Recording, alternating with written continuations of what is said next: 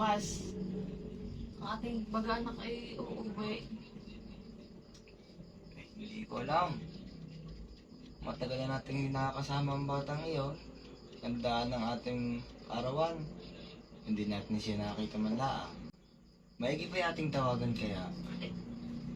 Teka nga. Ako hindi maalam na rin paano ganyan dipindot na rin. Kapay. Karamihan. Yan. Bigay na tawag na. Tayin mo.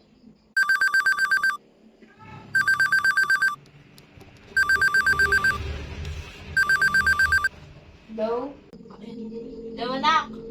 Hello, Ma. Oh, kamusta naman ikaw, Dian? Ikaw ay nakain pa ng ayos diyan. Oo, nakain naman ako ng ayos. Baka kayong sarili yung pinapabayaan na ha. Ay siya, maghusay ikaw. Ay, ikaw bagay natingin pa sa kalendaryo. Oo, natingin naman ho ako sa kalendaryo. Ay, ano bagang araw ngayon? Baka naman kami masasamahan mo bukas at bukas na may Pasko.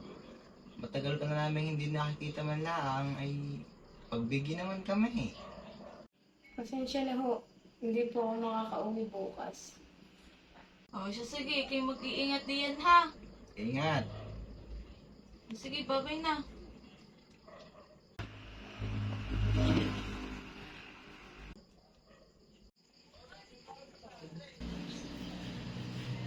Oh, ba't ka nagsa-cellphone? Sorry po, sir. Hindi kita binabayaran para mag-cellphone ha? Di mo ang daming kalat. Linisin ko na lang po. Tama yung narinig ko kanina. Hindi ka talaga makakauwi. Po, bakit po? Wala akong pambigay ng sahod sa'yo. Sige po.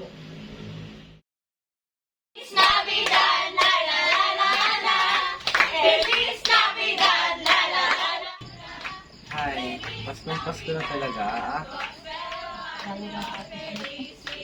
Ay, nga lang at hindi natin siya makakasama ngayon, Pasko.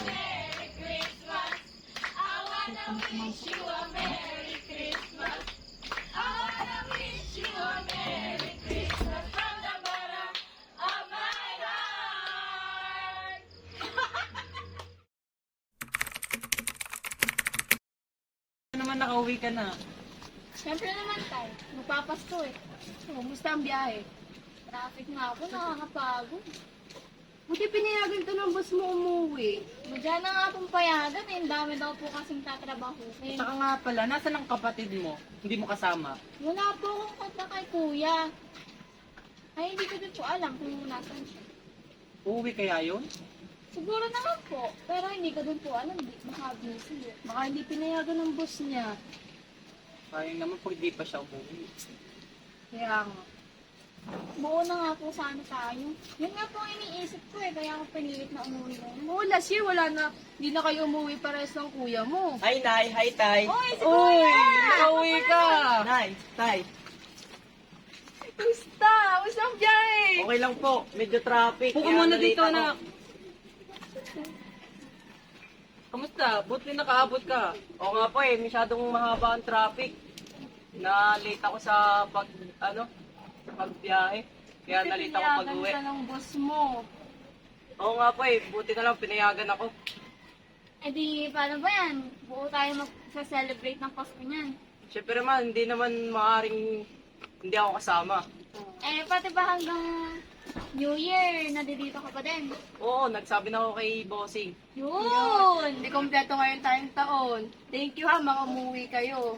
Siyempre, Opo, Nay. Nay. Tara, Nay, magpipicture muna tayo para may ma-post ka sa Facebook.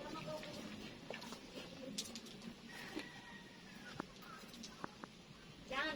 At tuturuan ka tayo. Ito ang mga anak ng parang ganyan, no? Nakauwi lahat ng anak niya. Yan. Mga kompleto sila, samantalang yung anak natin. Hindi man lang yata uuwi ngayong Pasko. Kaya lang, namimiss ko na presensya ng ating anak. Ito na. Yan. Popost.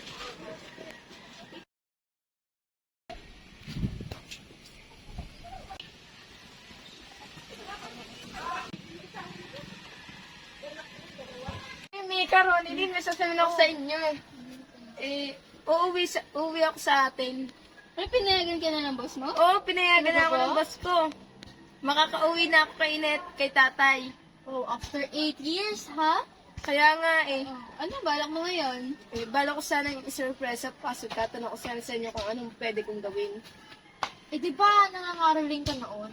Oo. Mangaroling ka. Nga no? Kunwari, ikaw yung mamas ko, pero hindi nila alam ko pala yun. Pwede. Gagawin ko yun. Kailan ba uwi mo? Baka sa 24 eh. May excite yun.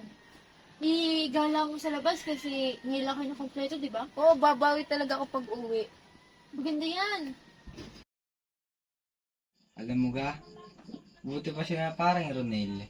Lahat ng mga anak daw ay umuwi para makasama sila ngayong Pasko. Ay ang atin namang uni kaiha, hindi man lang makakauwi at makakasama sa atin ngayong Pasko eh. Ay, teka. Parang narinig kong boss ng ating anak. Baka naman ay guni-guni mo lang. Narinig ko talaga. Guni-guni mo lang, at namin miss mo May lang. nangangaroling sa labas eh. Kaboses ng ating anak. Naman. Tingnan sa labas. Halika.